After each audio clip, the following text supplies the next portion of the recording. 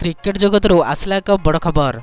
Defending champions Chennai super Kings विपक्ष में सहज विजय हासिल करिछि पंजाब किंग्स।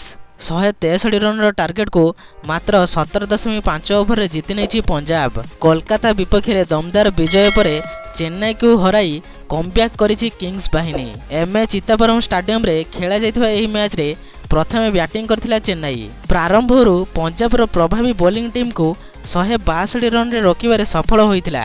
दुई ओपनर अजिंक्य रहाणे और ऋतुराज गायकवाड़ भल आरंभ करथिले मध्य उभयଙ୍କ जोड़ी बेसी समय तिष्टि पारि नथिले।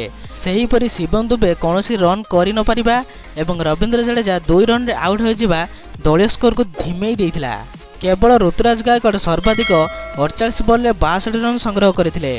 अन्य मानक मध्य केही बड़ स्कोर करि पारि नथिले। फल निर्धारित ओभर रे दल 7टी विकेट हराई 162 रन संग्रह करिथिला।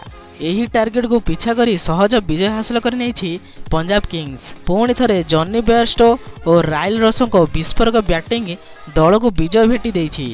उभय यथाक्रमे 30 बॉल 46 रन एवं 23 बॉल 43 रन संग्रह करथिले। उभयଙ୍କ विकेट जाइथिले मध्य रन चाप नथिबारु सहजरे विजय हासिल कर नैथिला पंजाब।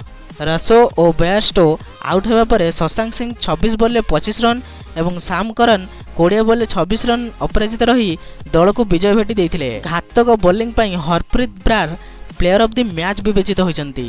तो एही प्रकार वीडियो देखिया पई आपण माने एही चैनल को सब्सक्राइब कर दियंतु, कारण एही प्रकार वीडियो आपण माने एही चैनल देखियो पाइबे।